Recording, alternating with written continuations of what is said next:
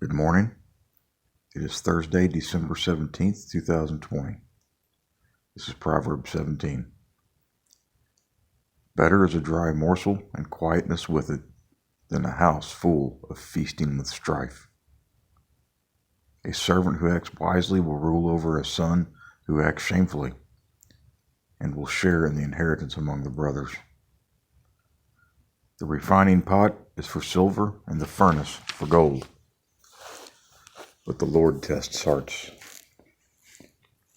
An evildoer listens to wicked lips. A liar pays attention to a destructive tongue. He who mocks the poor taunts his maker. He who rejoices at calamity will not go unpunished. Grandchildren are the crown of old men, and the glory of sons is their fathers. Excellent speech is not fitting for a fool, much less are lying lips to a prince. A bribe is a charm in the sight of its owner. Wherever he turns, he prospers. He who conceals a transgression seeks love, but he who repeats a matter separates intimate friends. A rebuke goes deeper into one who has understanding than 100 blows into a fool. A rebellious man seeks only evil, so a cruel messenger will be sent against him. Let a man meet a bear robbed for cubs, rather than a fool in his folly. He who returns evil for good, evil will not depart from his house. The beginning of strife is like letting out water, so abandon the quarrel before it breaks out. He who justifies the wicked and he who condemns the righteous, both of them alike are an abomination to the Lord. Why is there a price in the hand of a fool to buy wisdom when he has no sense? A friend loves at all times, and a brother is born for adversity. A man lacking in sense pledges and becomes a guarantor in the presence of his neighbor. He who loves transgression loves strife. He who raises his door seeks destruction. He who has a crooked mind finds no good, and he who is perverted in his language falls into evil. He who sires a fool does so to his sorrow, and the father of a fool has no joy. A joyful heart is good medicine, but a broken spirit dries up the bones.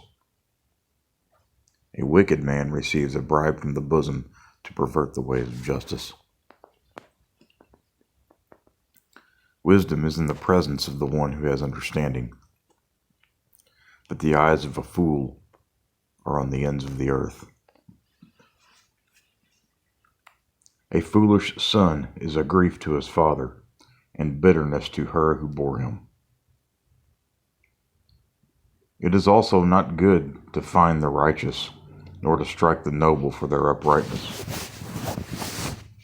He who restrains his words has knowledge, and he who has a cool spirit is a man of understanding. Even a fool, when he keeps silent, is considered wise. When he closes his lips, he is considered prudent. This is the word of the Lord. So there, if you'll notice, in the last several Proverbs, we've moved into a section of the Proverbs where each and every verse could almost stand alone as its own individual chapter. There doesn't seem to be, oftentimes there doesn't seem to be much connection between some of these verses. But what this is once again talking to us about this morning is the fool versus the prudent man. Okay? There's verses in here about our language. There's verses in here about repaying evil for evil. There's verses in here about receiving rebukes and concealing transgression. how, we ought not repeat a matter there in verse 9.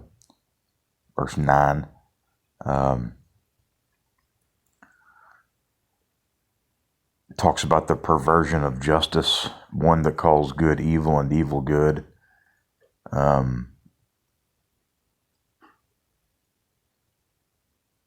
So there's really any one of these verses we could take a look at this morning.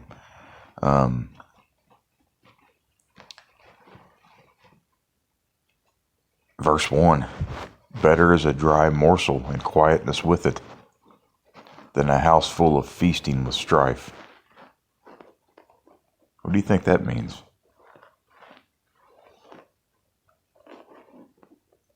Well, think about it. Let's say that we had money like Bill Gates and we were billionaires and we could have anything we wanted in this world.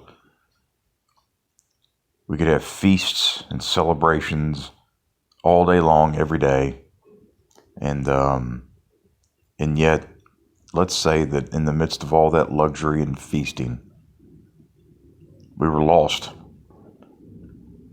We were lost. We were without hope in Christ. And it was constant backbiting. It was constant arguing. It was constant selfishness and jealousies and strife. Now compare that with someone who has a humble life, someone who doesn't have Bill Gates money, someone that's very low income, that has just the bare minimum of things in this life to survive. They don't have luxury. They don't have excess. They have just enough. They have the dry morsel rather than the feasting. Now imagine the person with the dry morsel, though. They do have hope. They have Christ as their Lord and Savior. They're a family that loves one another, that's self-sacrificial, and they consider others before themselves. And rather than strife, rather than turmoil, rather than the chaos of sin running rampant during a feast, they have peace as they eat their little dry morsel. They have peace with God and peace among one another and joy. Can you see how that is better than a house full of feasting where there's nothing but strife and chaos and sin and turmoil? That's a pretty wise saying, and it's something that we ought to strive for. We ought to strive for peace with God and peace among one another. That far surpasses any kind of feasting apart from that. So that's just one of the verses.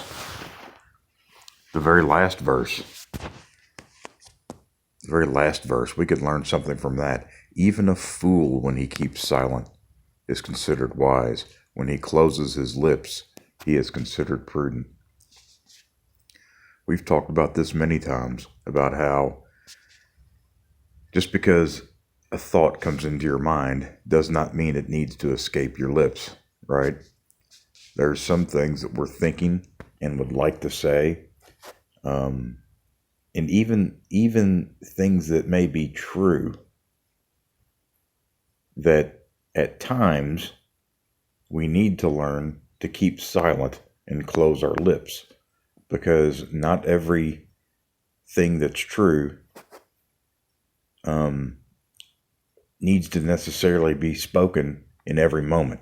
And what I mean by that is, sometimes you need to consider where you're at and who you're speaking with and the situation that you find yourself in, right?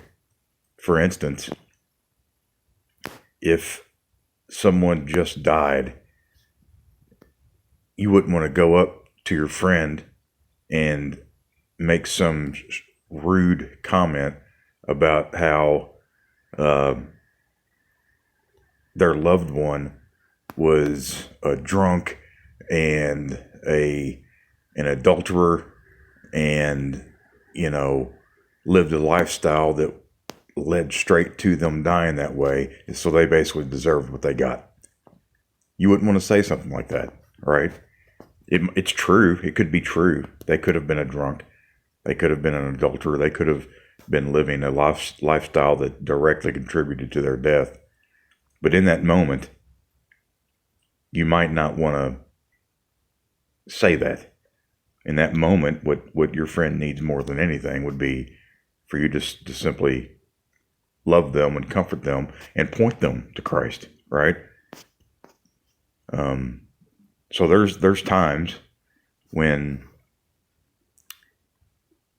we need to learn to keep our mouths closed, and that learning to do that does show wisdom in it, because it says here that even a fool in situations where a fool might keep their peace, might keep their mouth closed, might keep silent, even a fool would be considered to be prudent in that situation. And so, if we are a believing people that loves Christ, we have the mind of Christ, right? The Bible tells us that we're to let no unwholesome speech come forth out of our mouth. James reminds us that our tongues are it's a flame of fire. It's our words can be very damaging, and so when we learn to not always say what's coming to mind, that does show that we are becoming prudent. Verse 20, and this will be the last one this morning, but verse 20, he who has a crooked mind finds no good, and he who is perverted in his language falls into evil. Now, I think it's easy for us to recognize the truth of that second half of that verse, right? He who's perverted in his language falls into evil. Jesus talks about how what proceeds forth out of our mouth is actually coming from our heart, and it reveals the nature of our heart. So that's easy for us to understand. But what about the first part of that? He who has a crooked mind finds no good. You ever meet a person that they can't seem to find the good in any situation? For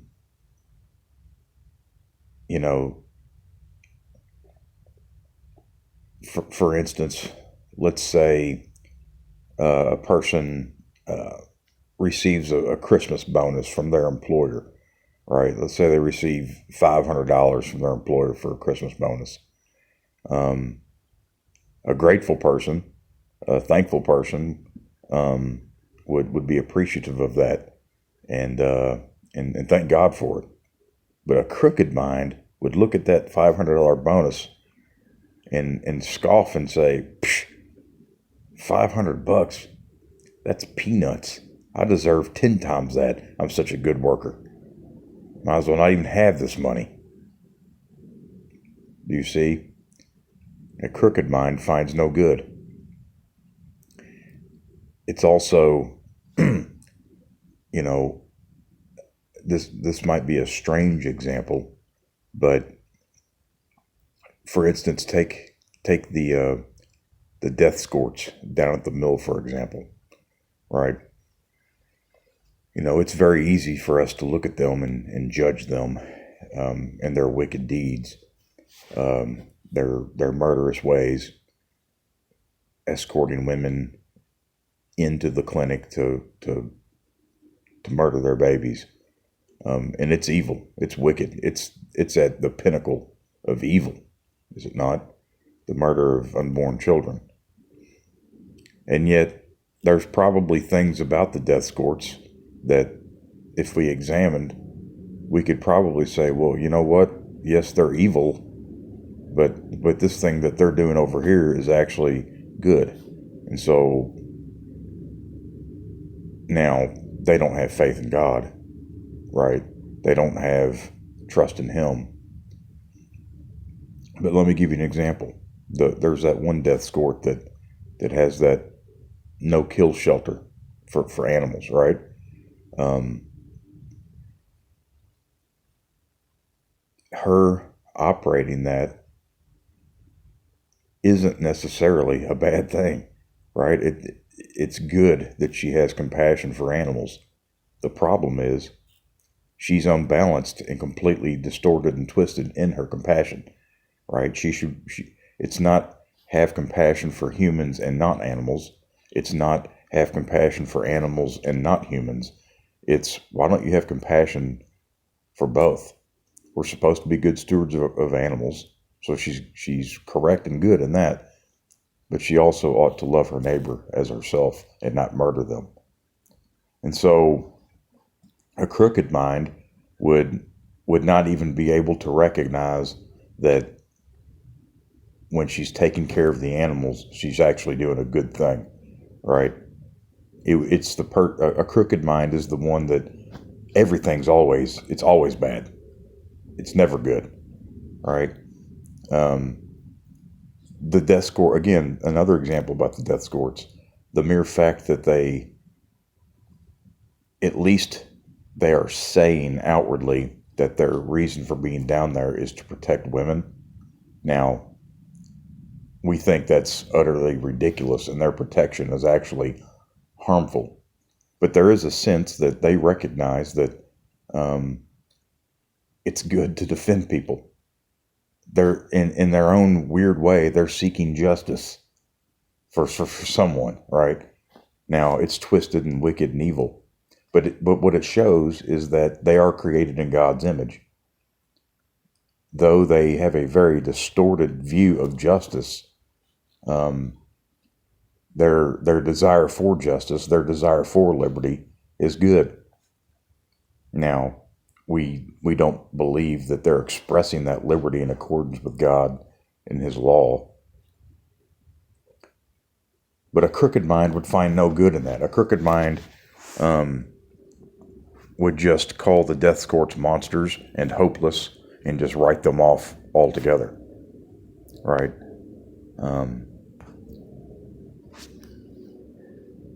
So he who has a crooked mind finds no good, and he who is perverted in his language falls into evil.